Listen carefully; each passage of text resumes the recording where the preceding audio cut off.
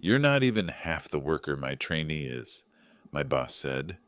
I pushed my chair back, and for the first time in 4 years, the floor felt steadier than my voice. I've replayed that moment in my head so many times that it almost feels scripted now. But that night, under the flickering office lights, it didn't feel like a movie. It felt like someone quietly reached into my chest, grabbed the one part of me I'd spent years protecting, my work, and snapped it in half like a cheap pencil. And before I tell you what I did next, you need to know how the hell we got there. My name is Daniel. I'm 32. And until a few months ago, I was the guy every office relies on but never celebrates. The fix-it guy. The "Dan, can you take a look at this real quick?" guy. The man who knew every shortcut in our outdated CRM, who kept 2 major clients from walking last year, who could patch a broken process with duct tape and 3 hours of unpaid overtime. And the sad part, I took pride in that. Being reliable felt like currency until I learned it spends like sand. My manager, Rob, didn't like people who didn't make noise. He liked applause. He liked meetings where he could shine a spotlight he didn't earn. He liked being the guy who discovered talent, even though he hadn't trained a single person in the 3 years before Lewis arrived. Lewis? God, I remember the first day he walked in. 24, bright-eyed, eager, the kind of kid who actually believed job descriptions meant something. He shook everyone's hand, wore a shirt a size too big, and took notes like he was studying for finals. "You'll be shadowing Daniel," Rob told him. Not a thank you, not a "Daniel's the one keeping the place running." Just a casual assignment, like I was an empty chair he could rearrange. I didn't mind. I never minded. That was the problem. And for the first week, things were fine. Really fine. Lewis asked smart questions. He absorbed everything. He wasn't cocky. He was actually the opposite. Always checking if he was getting in my way. Always apologizing when he thought he was asking too much. I liked the kid. I still do. But the first red flag came fast. It was a Tuesday afternoon. One of our clients, a big logistics firm, had their quarterly panic attack. Real-time data not updating, inventory mismatched, everything on fire. I'd seen this rodeo before, so I jumped in, patched the API issue, resynced the database, and sent the client a clean summary of what went wrong and how we prevented a total meltdown. 5 minutes later, Rob walked past my desk and clapped Lewis on the shoulder. "Knew you'd be a good hire," he said loudly. "This is the kind of initiative this department needs." Lewis blinked. I just watched. Daniel did all, but Rob cut him off. "Team effort, keep it up." And just like that, Lewis learned lesson number 1. Don't correct the narrative. I didn't say anything. I told myself it was fine. One moment didn't matter. But moments stack, memories stack, and people like Rob use that stacking to build weapons. By week 3, every good job in the office was directed at Lewis, even when I was the one staying late to fix his mistakes. Mistakes he made because Rob kept shoving projects at him that he wasn't trained for. It wasn't Lewis's fault. It wasn't even the workload's fault. It was Rob. He needed a golden boy. And he needed a punching bag to make that golden boy shine. Guess which one I was? The jokes started small. "Dan's the old-timer. Better hope the kid doesn't outpace you. You're not scared of being replaced, right?" I laughed them off because that's what quiet workers do. We absorb. We adapt. We tell ourselves it'll blow over. But then the overtime began. At first it was subtle. Mind checking that before you go? Then it turned into, let's stick around a bit. Lewis needs to see how things are really done. And every time I stayed past 7, Rob stayed too. Not to work, but to sit on video calls and occasionally stroll by to throw a performance review grenade. You take too long on documentation. You're not assertive enough with clients. You need to push yourself more. I wanted to ask him how he pushed himself, considering he hadn't touched actual work in years, but I stayed quiet. Quiet was my native language. But you can only swallow so much before something sharp gets stuck in your throat. The night everything snapped, it was almost 9 p.m. The office was dead. The cleaning crew had come and gone. It was just me, Lewis, and Rob. Or rather, me working, Lewis trying not to pass out at his desk, and Rob sitting like a king in a broken swivel chair. Lewis finally asked, "Can we finish this tomorrow? We've been here since—" Rob didn't even look at him. "Daniel needs to show you the correct way. Deadlines don't care about feelings." And I don't know why, but that sentence hit me harder than the rest. Maybe because Lewis looked guilty just for existing. Maybe because I saw myself in him, the younger me, the version that tolerated everything because I believed good work speaks for itself. Spoiler, it doesn't. Bullies speak louder. Lewis apologized to me under his breath. "Sorry, man, I didn't expect—" "It's fine," I said, my default setting. But it wasn't fine. Something had been cracking for weeks, and that night, Rob decided to stomp on it. He walked over to my desk, leaned against the divider, and stared at my screen. "This is sloppy," he said. "No wonder the department felt stagnant before Lewis got here." I turned slowly. "Before Lewis?" And that's when he dropped the line. The line that sounded like it had been waiting in his mouth for weeks. "You're not even half the worker my trainee is." He said it with the confidence of someone who believed I'd just take it. Like always. I felt my hand loosen on the mouse, my jaw unclench, my pulse slow instead of spike, and I pushed my chair back, not fast, not dramatic, just enough to make space between me and the version of myself that tolerated this. That's where part one ends. Not with an explosion, but with a shift, a quiet one, the kind that changes everything. I didn't stand up. That's the part that surprises people when I tell this story. I pushed my chair back, looked at him, and for the first time in years, I didn't search my brain for a polite response. I didn't check his face for a joke. I didn't see how Lewis was reacting. I just stared. "Okay," I said. Rob frowned. "Okay, what?" "Okay," I repeated. "Got it." You'd think he'd be satisfied. He'd finally said the line he'd been polishing in his head. But bullies don't know what to do when you don't perform pain for them. He waited for an argument, a defense, some kind of grovel. I went back to my screen. His voice sharpened. "Did you hear what I said?" "Yeah," I answered without looking at him. "Loud and clear." I saved the file, sent the report, and shut down my computer. The room hummed with old air conditioning and awkward silence. Lewis sat frozen halfway between typing and flinching. "You're leaving?" Rob demanded. "It's 9:12, I said, glancing at the clock. "I'm going home." "You haven't finished walking Lewis through the reconciliation process." I finally looked at him then. Calm. Very calm. "He's watched me do it 4 times this week," I said. "You can handle the rest tonight if it's urgent." The vein in his temple twitched. He looked at Lewis, maybe expecting backup, but the kid just stared at his keyboard. "Lewis," Rob said, "do you feel ready to handle that on your own?" Lewis swallowed. I think so. I mean, Daniel showed me—" "He thinks so," Rob cut in. "Don't leave something half done, Daniel." I picked up my bag. The report sent. Clients covered. We're not half done. "You're being emotional," he snapped. "Maybe," I said, "but my hours are done." It wasn't a speech. It wasn't a walkout. It was just a man who'd finally run out of reasons to stay late for someone who thought he was worth half a trainee. I walked out without slamming the door.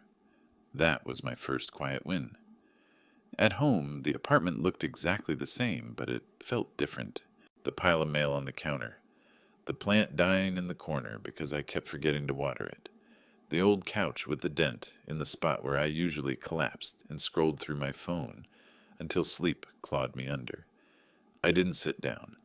I put my bag on the table, opened my laptop, and for the first time in 4 years, I didn't check my work email to get ahead. I opened a blank document and titled it, "For HR, if I ever grow a spine." It was a joke, but my hands weren't shaking. I started with dates. Small things at first. The time Rob told a client on a call that he had caught an error in their reporting, when it had been my 2 a.m. spreadsheet that saved their quarter.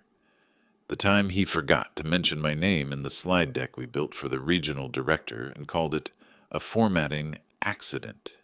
The time he told Lewis in front of the team, "You're already more proactive than Daniel."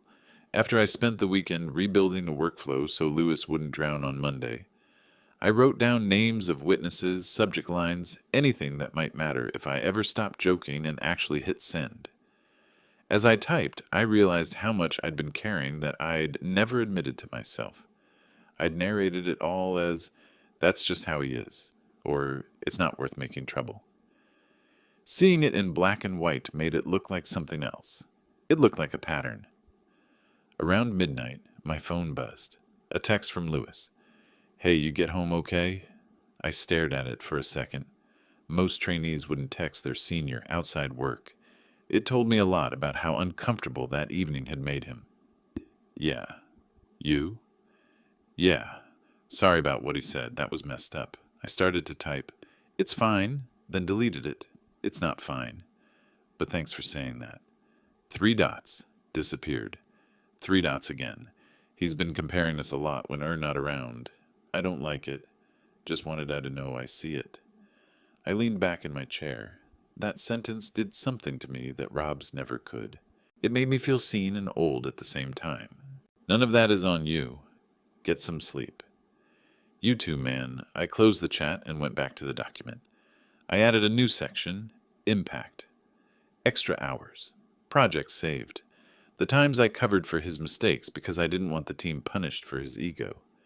I stopped halfway through a sentence and caught myself. I'd written, "I stayed late because I care about the company." I deleted the company and wrote, "the work," because that was the truth. The company was just a logo. The work was the thing I'd actually married. Outside, some drunk laughed in the alley. A siren wailed in the distance. My apartment was too quiet. I added another line to the document. 9:12 p.m. You're not even half the worker my trainee is. I saw it there, naked on the screen. No tone, no context. Just the sentence as it was. I saved the file, backed it up to a personal drive, emailed a copy to myself, not to send to HR, not yet. It was proof that I wasn't imagining things. The next morning, Lewis looked like he'd slept in his clothes. Rob looked like he'd slept fine. "Morning," Rob said, breezing in with his travel mug. "We all feeling less dramatic today?" I opened my inbox instead of answering. It was full of the usual. Client pings, internal updates, a couple of quick questions that would absolutely not be quick. At 10:03, Rob appeared at my desk. "About last night," he began, lowering his voice like we were co-conspirators. "Yeah," I said, "about last night." "I need you to understand," he said. "Sometimes I push you because I know you can take it. You're solid. The kid's new. I have to build him up." There it was. The justification, the reframe, the suggestion that his insult was actually a compliment. "I don't need you to tear me down to do that," I said. He smiled like I'd told a joke. "You know how it is. Banter. You're too sensitive lately." "Maybe," I replied, "but it's going to change." His smile faltered. "What's that supposed to mean?" "It means," I said, turning back to my screen, "I'm done staying late for banter. If you need something after hours, you can send it in writing." I heard Lewis shift in his chair behind me, like someone just cracked a window in a stuffy room. Rob leaned forward. "Careful, Daniel. Attitude is a performance factor." I finally looked at him. Good thing I document performance. He stared at me for a second too long, then straightened up. "We'll talk about this in your review." He walked away. I opened my spine document and added another bullet. Implied threat of review after asking for basic respect. It should have felt childish, like tattling to an imaginary teacher. Instead, it felt like stacking bricks under my feet. The small break came on Friday. At 4:45 p.m., Rob clapped his hands together like a coach. "All right, team, quick update. Client B needs the monthly reconciliation rerun with the new parameters. Let's knock it out tonight, so Monday's clean." Lewis looked at me. We both knew what tonight meant. "No," I said. It came out before I could dress it up. Rob blinked. "Excuse me?" "I'm not staying late tonight," I said. "I have plans." "You can move plans," he replied. The business comes first. I shook my head. Not anymore. Send me the revised requirements, and I'll handle it first thing Monday. Still within the SLA. He looked almost amused. And if I say it's not optional? Then send it to my email, I said, so I can reply that I've declined unpaid overtime outside my contracted hours. For clarity. The room went very, very quiet. Lewis stared at his screen like it had become the most fascinating thing in the world. Someone's keyboard stopped mid-click. Rob's jaw worked. He looked around, realized he had an audience, and forced a laugh. Wow, Daniel's found boundaries, he said. Fine. I'll get the kid to help me out. Right, Lewis? Lewis hesitated. I actually have to catch a train. Last one of the night. I told you I can't miss it. Rob's face flickered. For a second, just a second, I saw it. The panic under the smugness. The realization that the two people he'd been leaning on were suddenly not leaning back. He plastered on his manager voice again. We'll talk about this in your check-ins. Happy to, I said, shutting down my computer. Put it on the calendar. I walked out at 5:01 p.m. In 4 years, I'd never done that on a Friday. It felt like stealing from a version of myself that I no longer wanted to be. That night, I didn't open my laptop. I didn't touch my HR document. I just sat on my couch, ate takeout that was too salty, and watched some mindless show I didn't remember the next day. But something had shifted. I'd said no once, and the world hadn't ended.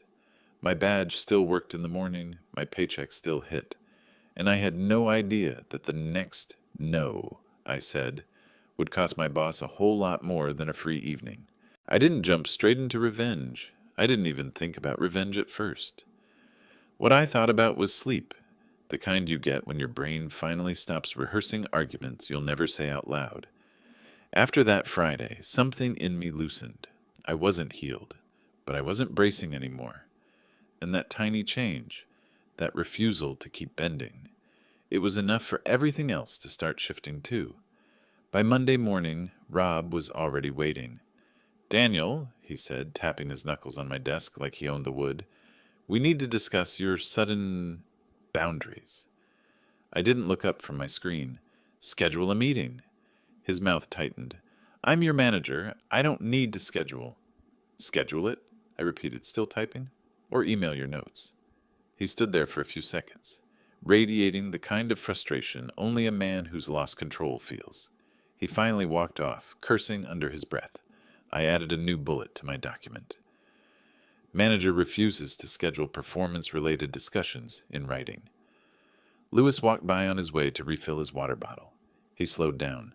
You good? He whispered. Better, I said. He nodded, but the relief on his face... It wasn't for me. It was for him. He'd been waiting for someone older, someone steadier, to show him that saying no didn't instantly ruin your life. He didn't know it yet, but that moment was the first thread in everything that unraveled later. By Wednesday, things got interesting. I got an email from a company I'd interviewed with months ago, a polite rejection that had somehow turned into a, we'd actually like to revisit your application.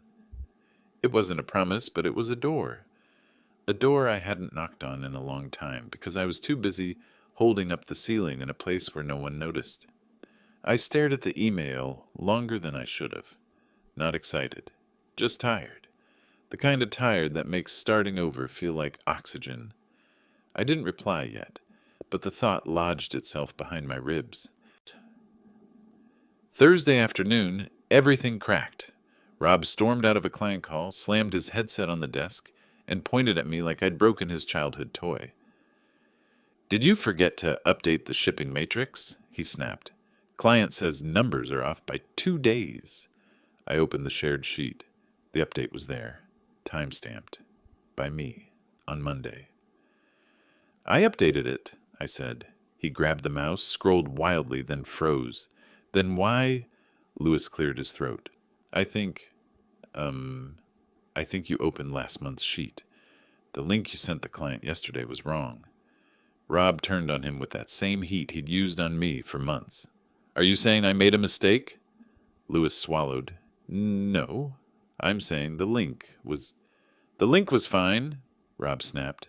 Someone failed to maintain consistency across the files. That's on Daniel. And that was it. That was the moment something in me stopped being quiet. I didn't yell. I didn't stand dramatically. I just said the truth. You sent the wrong link. The room stilled. Even the copier stopped humming, like it was afraid to get caught on the wrong side of history. Rob laughed, sharp, humorless. You accusing me of incompetence in front of my trainee? Yes. The word left my mouth before my brain filtered it.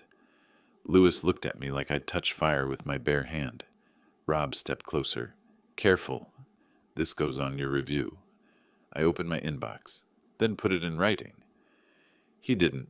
He walked away instead, muttering something about insubordination. Lewis came to my desk 20 minutes later, pale. He wants me to help draft something, he whispered. A report about your ongoing issues. Did he tell you what the issues are? Lewis shook his head. He said he'd fill them in after I format it. I exhaled, slowly. Lewis, listen to me. You don't have to write anything you don't believe. He looked torn. I need this job, man. I know, I said quietly. That's why I'm telling you this. Don't sign anything with my name on it. Not now. Not ever. He hesitated, then nodded. Okay, I won't. That nod changed the trajectory of everything. The next morning, we all got the calendar invite, performance review, Daniel attendees. Rob, HR rep, senior manager Tate, and Lewis. Lewis wasn't supposed to be there. That meant Rob was planning a witness. It also meant he thought he'd set the narrative and was ready to bury me with it.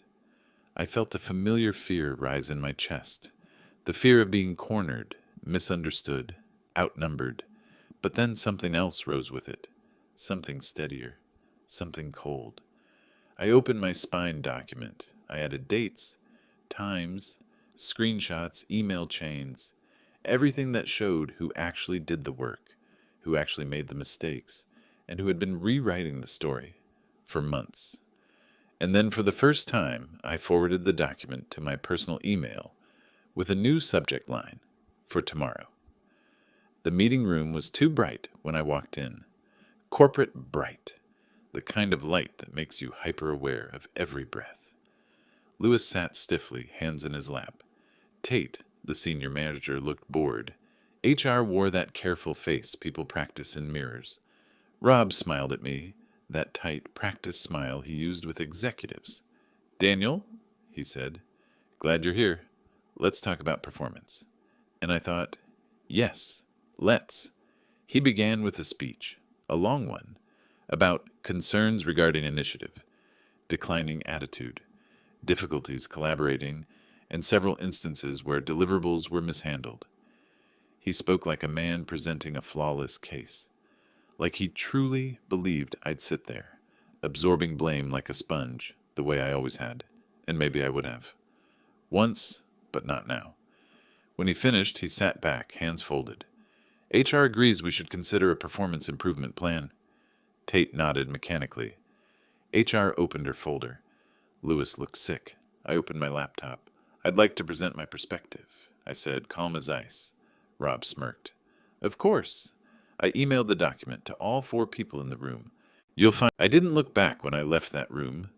Not once. The hallway felt different under my shoes, like the carpet finally had its own texture instead of being just the surface under someone else's shadow. People glanced up from their desks when I passed, sensing something was off but not sure what yet. I didn't stop to explain. Explanations were for people who planned to stay. At my desk, I packed quietly. A mug, 2 notebooks, 1 photo of my dad, and me fixing a fence when I was 12. I left the keyboard exactly where it was, centered. One last habit from a job I'd kept too tidy for too long. My inbox started lighting up almost immediately. HR. Please refrain from discussing anything until we review the documentation. Rob. We need to talk. Tate. Call me. Lewis. Holy shit, man. Are you okay? I muted every notification except the last. I'm good, Lewis. You'll be okay too. He typed for a long time, Then, thank you. I closed my laptop for the last time, and that was it. No applause, no movie soundtrack, just the quiet click of a machine shutting down. Sometimes peace sounds like that. That afternoon, HR scheduled 3 different follow-up conversations. Not with me, with Rob. By the next morning, he was on leave pending review. The office whispered like someone had dropped a lit match in a room full of dry grass. No one asked me for details. They didn't need them. People knew. People always know. Lewis came by my building that evening with a 6-pack he was too young to pretend he knew anything about. I didn't sign anything, he said as soon as I opened the door. Whatever he wanted me to write, I didn't. I know, I said. I saw it on your face in the meeting. He exhaled. Is it weird that I'm relieved? No, I said. It's human. He nodded slowly, like he was memorizing the sentence. We talked for half an hour. Then he said something I didn't expect. Can I ask something? Why didn't you go off on him? Most people would have yelled or thrown a chair or... I shrugged. Anger's loud. Decisions don't have to be. He sat with that for a moment, then smiled. I hope I'm like that someday. You won't be, I said. You'll be better. He left a little taller. My new job started 2 weeks later. Smaller company. Cleaner processes. A manager who said, glad to have you, without it sounding like a threat disguised as praise. My second day there, I got my own small office. Nothing fancy, just a window and a door that shut softly instead of slamming. The sunlight hit the desk at an angle that made everything look steadier. I set my old mug down, the photo of my dad, a notebook. It didn't feel like replacing something. It felt like starting the part of my life I'd been postponing. I built systems again. I mentored again. I worked again, but without the invisible weight I'd grown used to carrying. People noticed. They said thank you. Every time, it surprised me. 3 months in, my manager asked if I'd be willing to help onboard a new junior analyst. I froze for a second. Not from fear, but from memory. Sure, I said. What's he like? Smart, nervous, good kid, reminds me of someone. When the junior arrived on Monday, he stood in my doorway holding a laptop he clearly didn't know how to operate yet. His name was Vic. Hey, he said. I heard I'm shadowing you. For a moment, Lewis's face flickered in my mind. The office, the weight, the quiet apology in his eyes. I smiled. You're not shadowing me, I said. You're learning with me. There's a difference. He relaxed instantly. Funny how easy it was to give someone the thing I never got. During his first week, I made a promise to myself. I would never use him to make myself look bigger. I would never let him feel like a shield or a prop. I would never weaponize him. It wasn't about being noble. It was about refusing to be Rob. A month later, I ran into Jenna, a former coworker, at a cafe near the old office. She hesitated before speaking. You heard about Rob? I didn't play dumb. No, she leaned in. They fired him. External audit found he'd been taking credit for teamwork for years. Tate approved it. HR signed it. Done. I nodded once. No surprise, no joy, no bitterness, just acknowledgement. She studied me. You don't seem shocked. I'm not, I said. Choices have gravity. She lowered her voice. Lewis asked about you last week. He told me to tell you he's applying somewhere else, somewhere better. That landed softer than I expected. Not pride, not relief, just rightness. Good, I said. He deserves better. You all deserved better. I didn't answer that, not because it was wrong, but because it didn't need words. We parted ways. I walked out into the late afternoon light, and for the first time, I realized something simple. I wasn't angry anymore. Not at Rob, not at myself, not at the years I lost, not at the nights I spent rewriting excuses in my head. Peace doesn't announce itself. It just sits quietly where pain used to be. A few weeks later, Lewis texted me from an unknown number. Got an offer, small team, good people, better pay no Robs. Thank you for what you did, man, I typed back. You did the hard part yourself. I just stopped pretending. He replied with a single message. You showed me what enough looks like. I stared at that for a long moment. Then I put my phone down, made myself coffee exactly the way I liked it, and sat at my desk with the window open, letting the late breeze drift in. My keys hung by the door. My schedule fit in one page. My life, finally, fit me. Peace isn't dramatic. It's just the absence of stupid. And I didn't walk away because I was angry. I walked away because I was finally done carrying two people alone. That's all.